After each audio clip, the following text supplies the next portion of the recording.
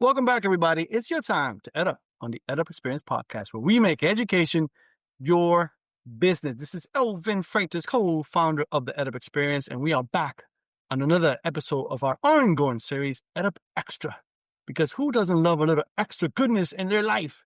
And with me, I have my co-host, who is one of the best co-hosts we've had so far. I do believe. I mean, Darius, it's just your second one, but you were really good on the first one. So high expectations for the second one, Darius. He is Darius Goldman, founder and CEO at Career Bond. Darius, how you doing today? I'm doing great, Elvin. Thanks for those kind words. I appreciate it. It's actually fun doing this with you, so I love it. Yeah, a lot of fun. So you know how I work. I get right into it. So, ladies and gentlemen, your guest today, he is Dr. Lamont Jones, and he's managing editor for education at the U.S. News and World Report. Lamont, how you doing today? I'm great. How are you? I'm doing fantastic. So thanks for being here. I appreciate your time. Let's get right into it. Tell us all about what you do and how do you do it, Lamont. If you're afraid of success, this message isn't for you. Every year, higher ed talks about change. But Insights EDU 2026, it's the catalyst. The Modern Learner Report drops here first, revealing how learners are thinking, searching, and deciding right now. Spoiler, most institutions aren't keeping up. 3 days on the beach in Fort Lauderdale, February 17th to the 19th, 2026. Over 65 powerhouse speakers. Real strategy, real data. Only built for leaders ready to own their transformation. Reserve your spot now at insightsedu.com. Early bird pricing ends December 15th. Support the EdUp Experience for just $5.99 a month and lock in that rate for life. You'll get ad-free early access to episodes. But hurry, price goes up after December 31st, 2025. Visit edupexperience.com. That's EDUP experience.com and click support the show. Well, thanks for having me. In my role as managing editor for education at U.S. News and World Report, I supervise a team of writers and editors who produce the content, editorial content for our audience, our global audience. In the education vertical, we cover everything from kindergarten up through post-secondary education, especially higher education. We don't just do our rankings, which we have about 7 or 8 rankings a year, but we also do everyday content that tells the public basically everything they need to know about how to prepare for college, how to apply for college, how to get into it, how to pay for it, how to get out of it successfully, and what might await them after that. So we work with a lot of different teams. There's a data analyst team, social media team, public relations team, and others to kind of help bring a marketing team to help bring our products, our unique products and tools, educational tools, as well as the news to our audiences. So, tell us about the scope. Before I hand it over to Darius, I just want the audience to understand the scope of your influence. So give us some stats and numbers about the influence of what you guys are doing. Well, U.S. News clocked more than 8 billion impressions last year. Wait, hold on.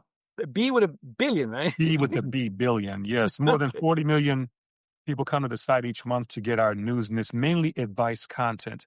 Like our education content is written from an advice perspective, not very common in journalism nowadays, but we find that when people have a question, is there a scholarship for me if I'm a blind student? Should I go to trade school or college? We try to answer those questions using our experts, our reporting, our bloggers, our freelance writers, these experts in the field to give information that people can use to make a decision immediately if they have to, or if not, food for thought. So it's interesting and a lot of fun putting together news, and especially with so much news in the about education nowadays, it's a very interesting time to be covering education and reporting it to the public. Yeah, Darius. Absolutely. 8 billion, that's impressive. I'm thinking about when I went to school, and I'm a grown-ass man, but when I went to school, there was no internet, there was no Google. It was go to the bookstore, buy the magazine, and look at the rankings. And I have a bone to pick with you, sir. I went to Cornell University in 1998. We were top 6. I had bragging rights. I was telling everyone, Cornell, 6. I was counting it. Harvard, Princeton, Yale, Stanford, Cornell. And then I think because I went there, right after that, we dropped to top 10, 11, 12, 13. So was it me or was it something else? That's a great question. What I can say is, over time, we have adjusted, refined the methodology. This is our 41st edition this year. And so we've been doing it for quite a while, but we're always trying to increasingly uh, perfect our methodology and what we do in terms of information that's presented to readers in apples to apples comparisons. Cornell's still a great school, always has been, will continue to be. As more and more schools to really step up their game, college universities to fulfill their mission, to educate students, to give them a great education and a great job prospect, help them graduate successfully, and do it for a wider range of students, it does get more competitive. And so when you find schools ranked as high as Cornell in our rankings, often there's sort of a hair that separates them. We use 17 different indicators, weighted differently for our methodology, and it gets based on a 100-point scale. So sometimes at those highest levels, it's a hundredth of a point that can separate any two next to each other in the rankings. So Cornell continues to be a strong school, and I think everybody who goes there knows that, and the public probably knows that, and employers, I think, certainly know that. I appreciate that. But to your point, and I appreciate that candid answer, 17 different indicators.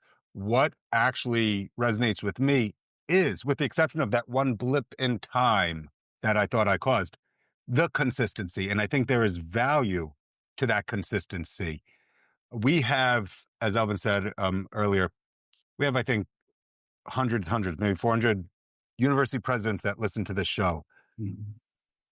I'm sure they see consistency in their rankings as well. But I know the question that they're all going to ask is, what is that magic sauce? If a school is motivated to see a steady rise, a consistent steady rise, right? Not a hack, but is there a magic sauce? And I know this, you just said 17 different indicators, so I'm challenging you on that, but are all apples equally delicious, right? Well, if there is a special sauce, we U.S. News don't claim to know what it is.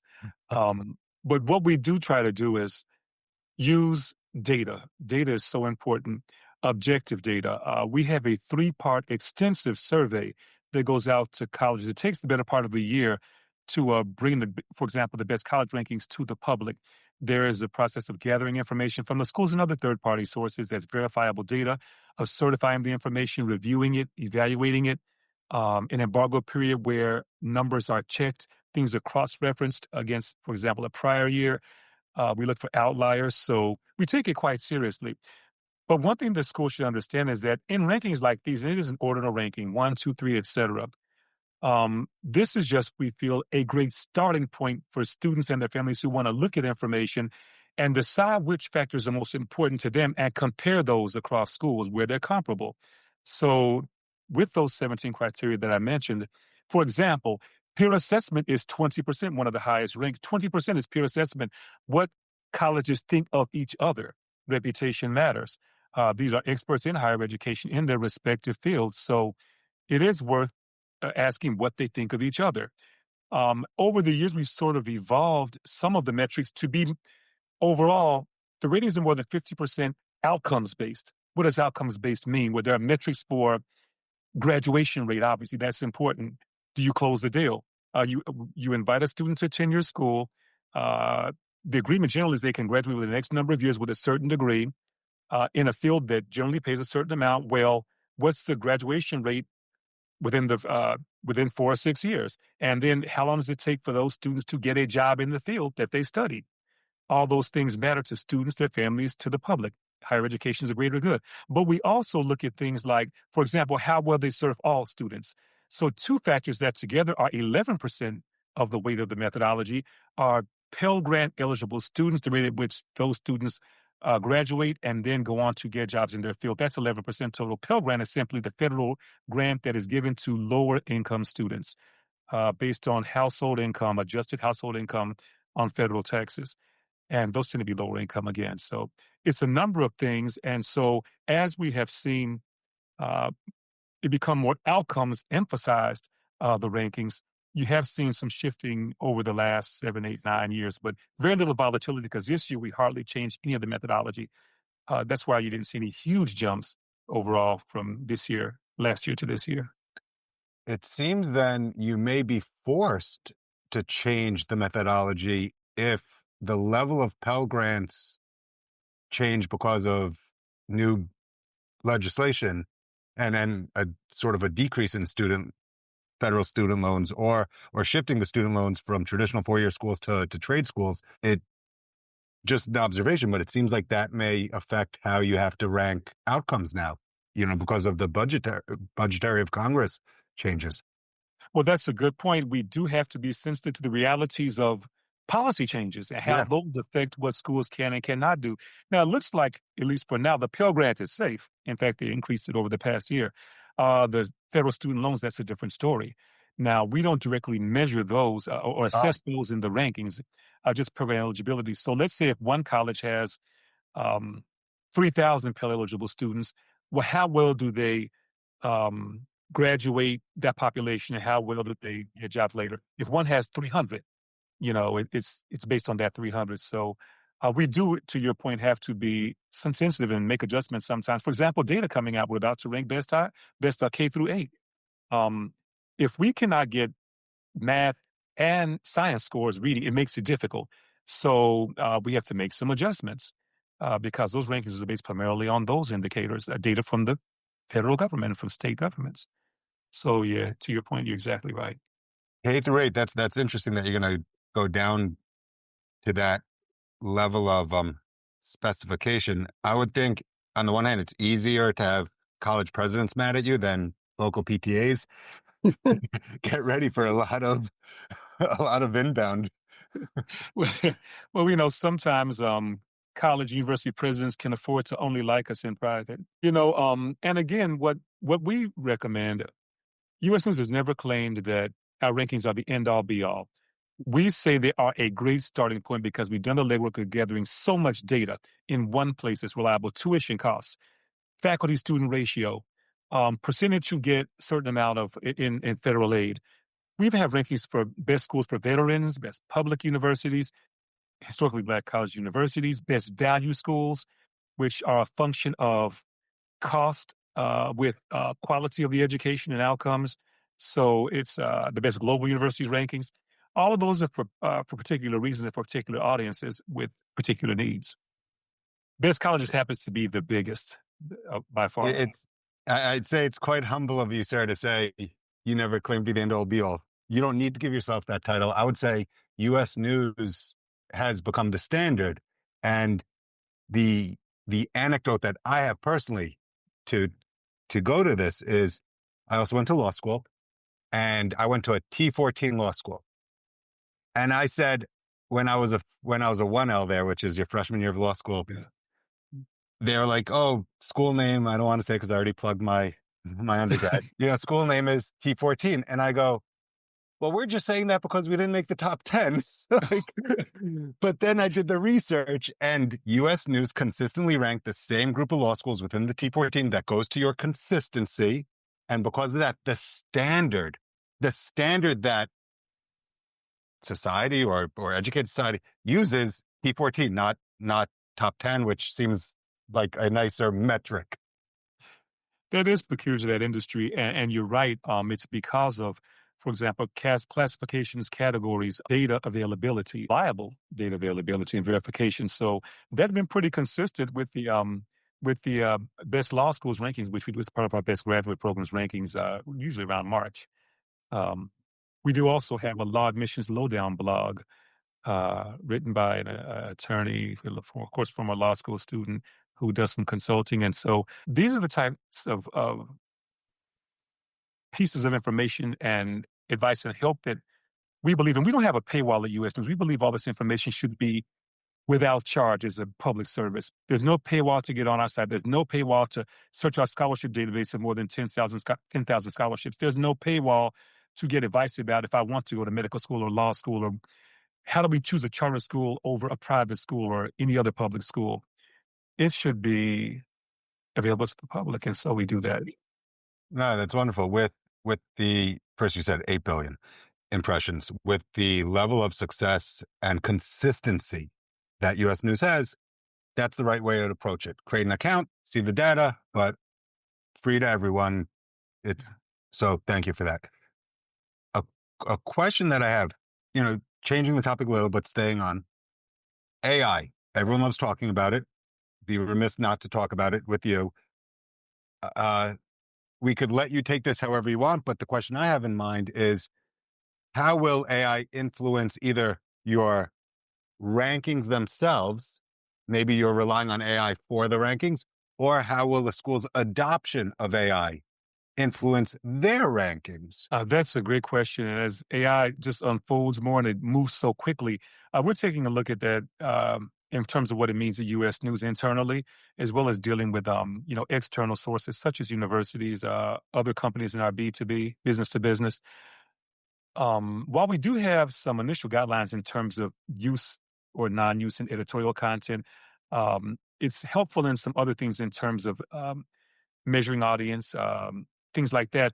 But with schools, one thing we do hope is that it will help schools be able to better uh, identify students they want to reach, potential audiences, reach them, provide them with information that it may even help them in terms of completing a massive survey.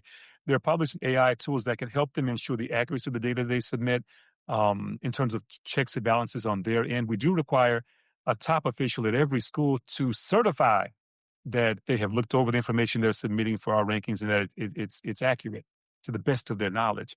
So schools, in a sense, have been using AI for a while, whether it's in terms of screening massive numbers of applicants, just like employers use it, many do, for looking for certain key phrases in that might be compatible with the job description in cover letters and resumes. Schools, in terms of, I think some admissions offices have, conceded that, hey, yeah, it can be a helpful tool. Now, we ultimately decide which students get in, but it can be a helpful sorting tool and organizing tool. Um, we've done a few articles on AI in education, K through 12 and higher ed, but it still kind of remains to be seen, at least from our perspective, what kind of impact it could have on how colleges do what they do and reach students and educate and graduate students. There are concerns in higher ed about use of, just like with employers, use of AI to write cover letters, use of AI to write your college essays.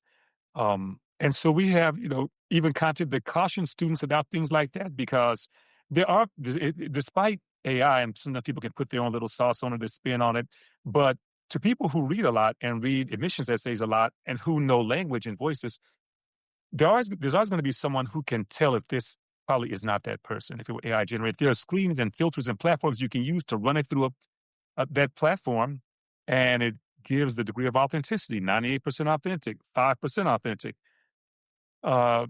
But what a lot of educators are reporting is that a lot of students they're trying to get rules in place, policies in place quickly, but a lot of students from high school on into college are using AI a lot in ways that probably are not most helpful to them in terms of learning how to think critically and how to write and express yourselves and to communicate, and how to have a level of integrity by not passing off someone's work, even if it's a robot's, as your own.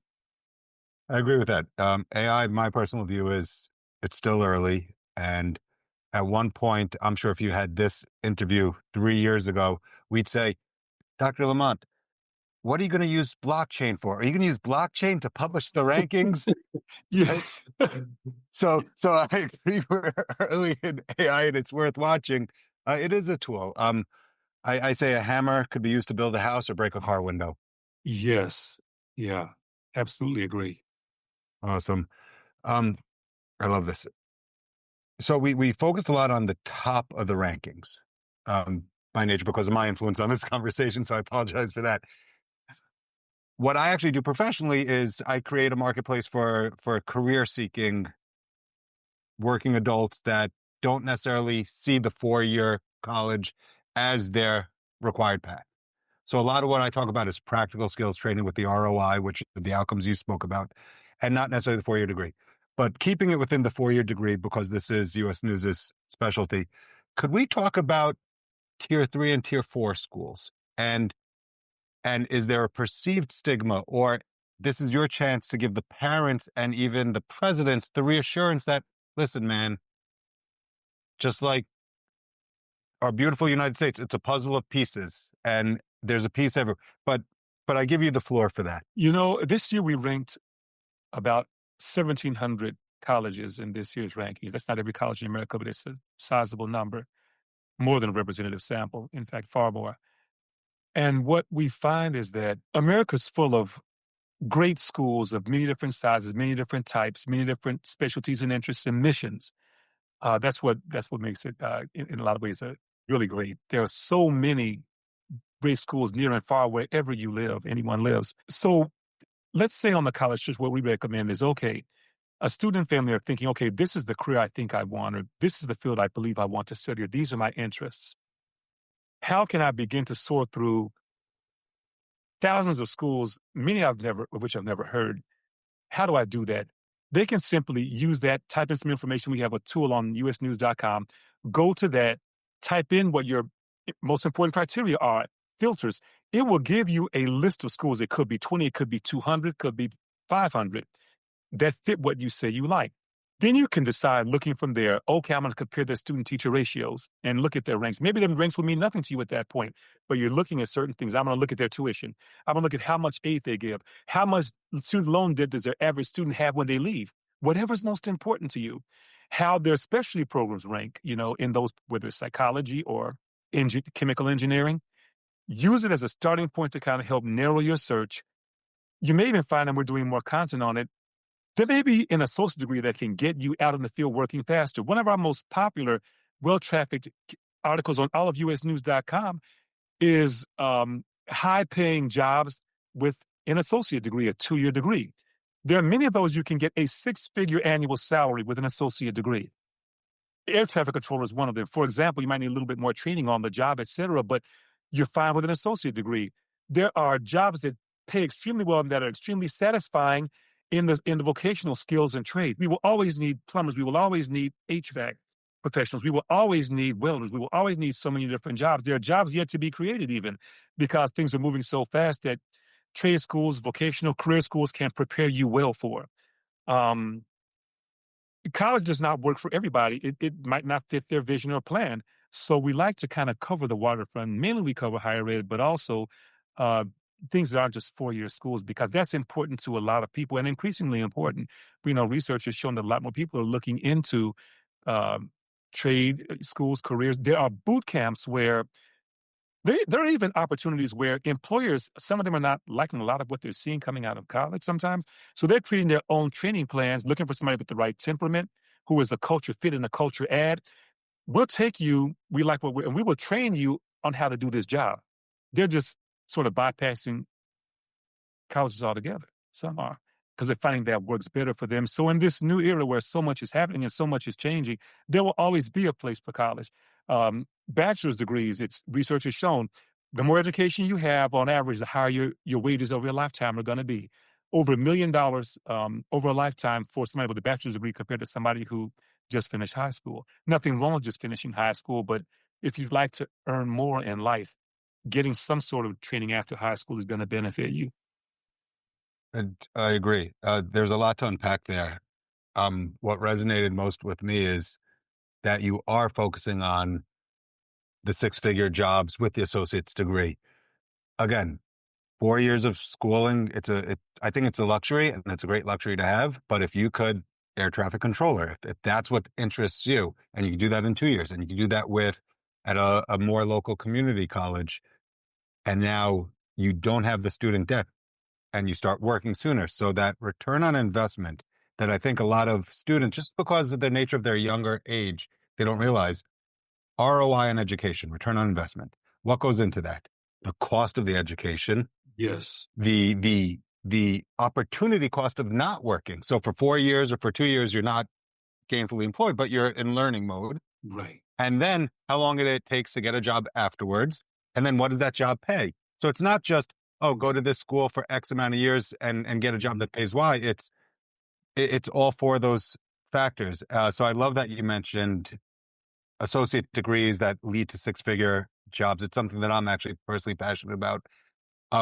And hearing you talk, I heard the answer to my question, which was, and I'm going to restate what you said, but it would be a disservice to students, parents, and school presidents to just look at the ranking of the institution overall, because that may not be the right barometer for the individual. If the individual wants to do, sticking with air traffic controller as the example, if they want to do air traffic controller and the school overall is, let's just say, tier 3 or tier 4, but it's a local community college program and it's a program that gets them trained in and out at a fraction of the cost of a private university.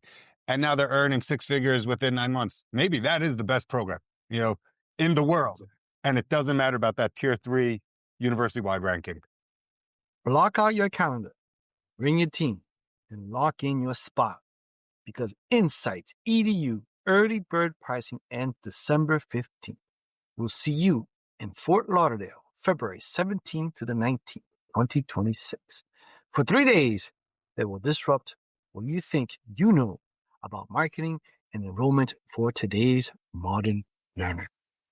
The EdUp experience has delivered over 1,000 episodes with higher ed leaders from around the world. Now you can support the show for just $5.99 a month and lock in that rate for life when you join before December 31st, 2025. You'll enjoy ad-free early access to episodes.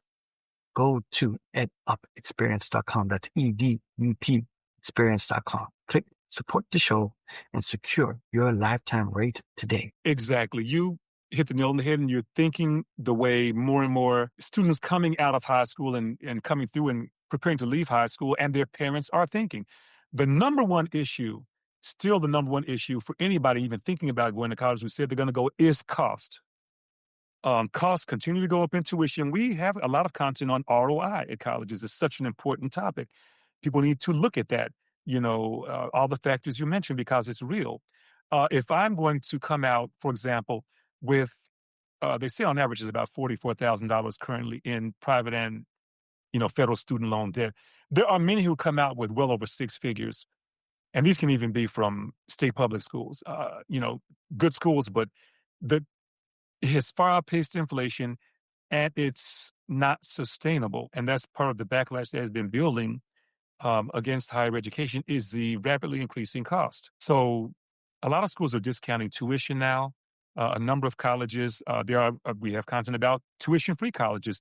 There are at least 10 work colleges across the nation where you work a modest 12, 14 hours a week, whether it's a farm on the college or other jobs there, you learn work skills, and your tuition is free to you in exchange. There are schools, there are promise programs, hundreds of them, maybe thousands across the nation, where going through high school, you maintain a certain grade average. They pay for your education at select public schools in the state, and sometimes with agreements with nearby states. So there are a lot of ways to cut down the cost, but that's still the number one factor. And it doesn't make sense, everyone realizes, it doesn't make sense to anybody to go to a school, incur a lot of debt, and kind of be a little bit on the back end in terms of paying off that debt when you graduate, and have to build up, a salary. You don't start off often making all that much, but you begin to build. When you could have gone to a trade or vocational school that equipped you for that, or some other program, a boot camp if you're into coding, and come out with no debt or a fraction of it. There are a lot of agreements where you can go to these, for example, coding boot camps, and like STEM fields are starting to go into these, where they promise you come into this program, we will pay for this is what you owe, but you will not have to start paying us a dime back until you start making a salary at this level. If you never do, you never have to pay us back. There are more and more of those kind of programs out there. So again, there are a lot of great paths aside from a traditional four-year college, depending on what your needs are, what your desires are, what your career interests are. And so this idea that really has gone on for decades, just push everybody into college, go to college, go to college, go to college. The tide is starting to turn on that, because not everyone needs to go to college or should go to college. It's not in their best interest to go to college for what they want to do in life. They decide later on they want to go to some degree program and learn some other things that they can only learn through such a program. Great people do that all the time. But there are a lot of people out there, testimony to this, there are a lot of so-called stranded credits of many millions of Americans who started college, realized it was not for them, or was not going to give them what they needed. They left, maybe went to a trade school, did something else, and they have what are called stranded credits. They got even so a lot of them even owed loan money for it and still owe loan money, paying that off. So you really have to think about all these things, and really all of our content helps people think about all of these things. We cover higher ed a lot, but we are not. U.S. News is not our job to try to push somebody into a college. Here's the information. If you're thinking about going to college, if you want to go, here's some information to look at. Here's some advice. Look at your options and do what works best for you. Otherwise, you're not Yep. going to be happy or really successful. It makes sense. It makes total sense. And I agree with a lot of that. You're talking about alternatives to the traditional college. One thing you didn't mention, so I want to ask you about it, online programs.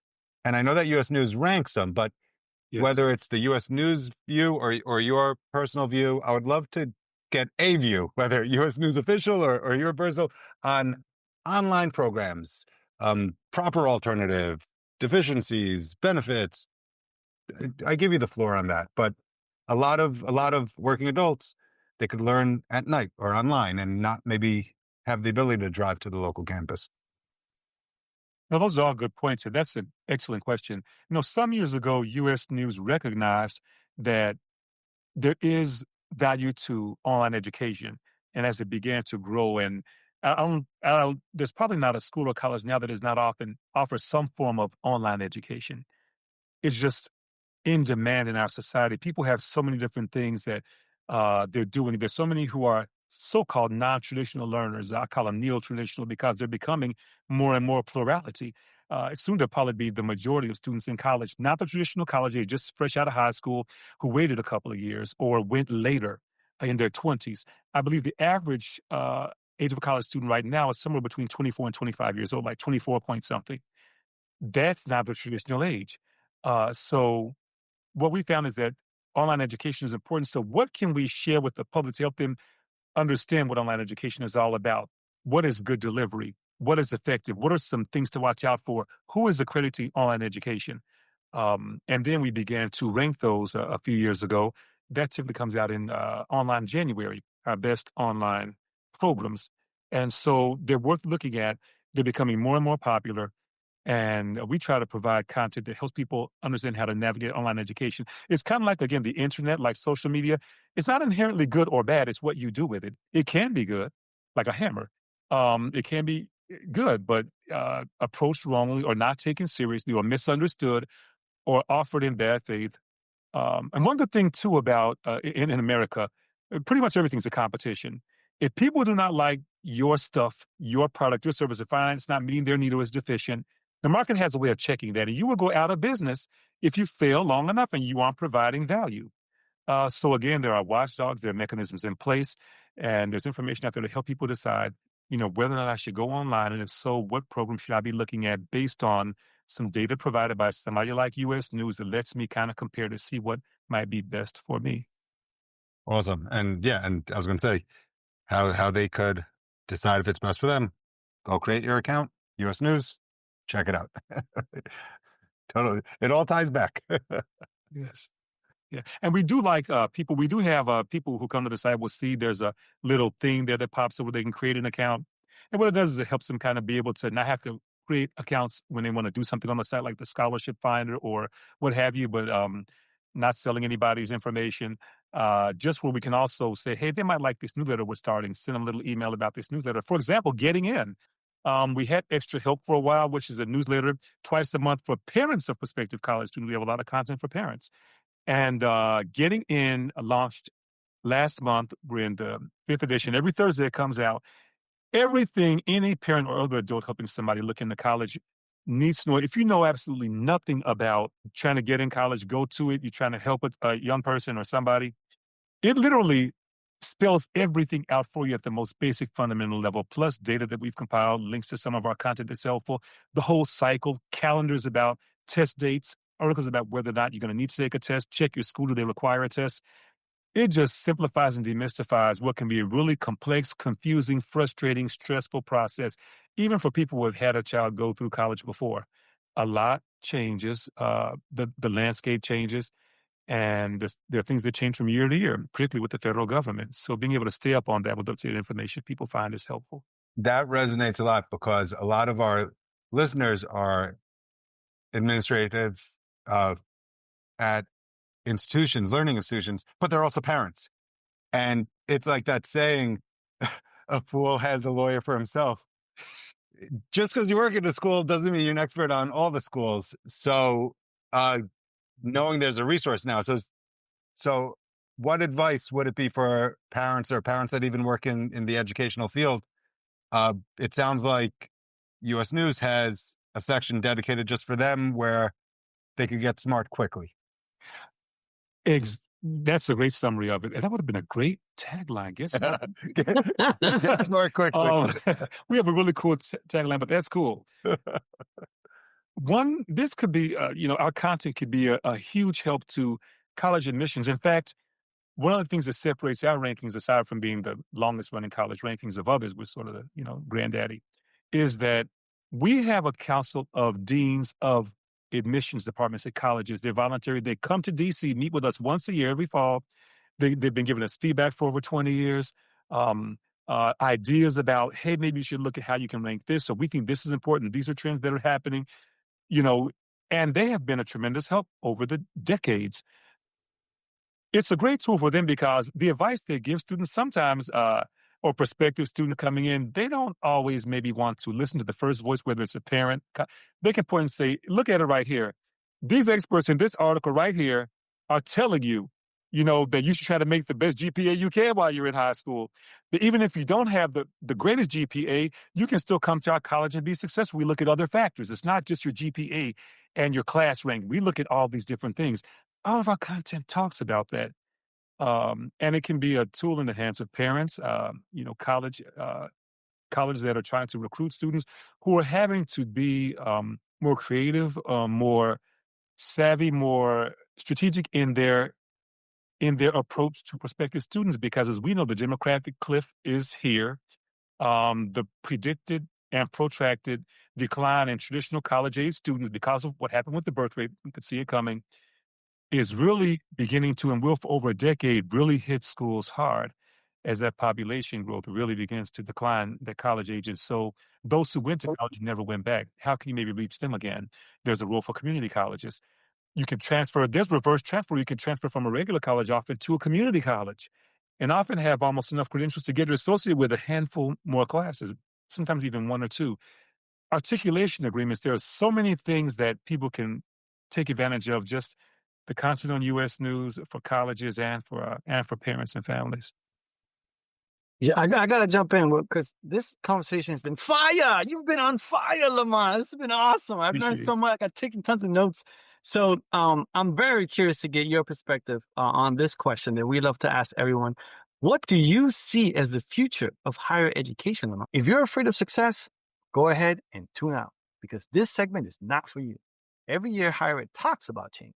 But Insights EDU 2026, that's not another conference. It's the catalyst. It's where fresh data drops, revealing real insights on how modern learners are thinking, searching, and deciding right now. And here's a spoiler for higher ed leaders. Most institutions aren't keeping up. 3 days on the beach, February 17th to the 19th, 2026, in Fort Lauderdale. Over 65 powerhouse speakers, 40 sessions, zero fluff. We're talking unfiltered strategy, AI integrations, and forward thinking built for the leaders who want to disrupt before they're disrupted. So here's the question. Are you ready to lead transformation or be overtaken by it? Reserve your spot now at insightsedu.com.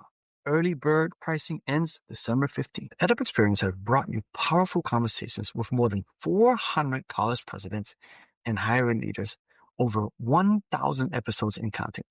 Now, we're inviting you to join us in shaping the future of higher ed podcasting. For just $5.99 a month, you lock in that rate for life, but only if you sign up before December 31st, 2025. As a supporter, you'll get ad-free early access to episodes. Prices go up after December 31st, but your rate never will. Visit edupexperience.com. That's edupexperience.com. Click support the show and join our community today. Well, the future of higher education, what I see particularly in the U.S., is that Higher education will continue to have great value. U.S. higher education has been the world's leader in higher education. In just it'll be 250 years next year, and some of our colleges predate the founding actually of the United States, the technical founding of it. In terms of being where people from around the world want to come to get a great education in any number of fields, the minds that they're exposed to, the culture, the way higher education has been done in the U.S., it will continue to be a viable force. Higher education's main challenge, and they see it, I'm with college presidents and university presidents quite frequently. I know some. I have a lot of higher ed people in my family. And what they're understanding is that they have to increase how they help the public understand the value proposition of higher education and what it can mean for individuals, what it means for society, what it historically has been and continue to mean. There will continue to be a constriction because it's a law of supply and demand. There are schools that have provided a great service for many years, some over 100 years, but that are going out of business because of market forces. Again, the costs with inflation rising all the time, the costs of providing education. A lot of schools, in a sense, overbuilt their facilities because, as many are finding now, there aren't enough, for quote unquote, butts to go in the seats now. You have a lot of buildings where there's deferred maintenance. That's one of the huge looming crises for many schools. Deferred maintenance, which I don't write much, but I wrote an article about it 2 years ago, where in 1 year, it would have cost maybe for $1 million for a building renovation or update at a college campus. With inflation, a year later, it was $1.3 million. So if you wait it, that's $300,000 more dollars. And it keeps climbing. And many are at a point where they can't afford to keep deferring it. There are also schools that have been borrowing money to make payroll. That's not sustainable. So they're out there, the records, over 100 schools last year, colleges. But those that remain, they need to strengthen and be clear about what their mission is. A lot of times people look at the college presidents, who are a key upfront figure, what they do, what they don't do. What they need to also understand, too, is that there is a board of trustees or overseers. They hire the president. They vote on a set tuition. Really, the role of it is to be the trustees decide what we're going to do, and it's the president's job to figure out how to get it done. So some of what's heaped on presidents needs to be redirected to boards of trustees, and they need to be held accountable. Written about that as well. That's content on that at U.S. News. But what they're finding is that they have to be sensitive to concerns, legitimate concerns about the cost of providing an education. There are a few schools where it's got to the point where they have more administrators and faculty than they do students. That is perceived to be a big problem. And if you have an assistant to the assistant to the assistant, why do you need that? And how does that help the student body? And how does that help the bottom line? So there's some tough questions that higher ed is grappling with. And, we've all seen the research and opinion polls about the crisis in confidence, some of the culture issues on college campuses, whether perceived or real or both. They're both. They need to understand how to deal with those in a forthright way. And do some things differently in a lot of different ways. Students don't expect to have average or bad food on college campuses anymore. They expect to be safe, and their parents and loved ones want them to be safe on a campus. What does that mean in terms of just an open campus? Public school is a little bit different. That people walk out and you can walk on. There are no gates that you can checkpoints. There's a lot that's going on, and schools have a tough road to hoe, but they're full of really brilliant people. America's full of brilliant people who can help together, figure these things out and get it done. But it will continue to be a beacon around the world about how to improve your life and raise the quality of life in your country and around the world. U.S. higher education really has helped to, in indirect ways, increase the quality of living around the world. And so it will always be there. Wow, that's like mic drop after golden nugget after golden nugget, insights galore, boom, boom, boom, boom, all over the place. This was unbelievable. Lamar, I just got to say, I over 1,000 episodes, and that we've done the assistant. Oh man, people are thinking about it. I think you're the first one to say it, and I love that. And hold the BOT accountable. I mean, we've talked to over 400 college presidents, and one of the number one most important things of a successful presidency is the relationship between the BOT and the president. So that's so imperative. Yes. So anyway, I can go on and on, but this was awesome. First, let me outro. Speaking of awesome guest co-host, he is Darius Goldman. He's founder and CEO at Career Bond. Thank you, Darius, for being a co-host again. My pleasure. Awesome. And then, ladies and gentlemen, he is your guest today. He's an awesome, awesome Dr. Lamont Jones. He's a managing editor for education at the U.S. News and World Report. Lamont, thank you so much for your time today. Thank you for having me on. We really appreciate it. Absolutely. And with that, ladies and gentlemen, you've just EdUp'd.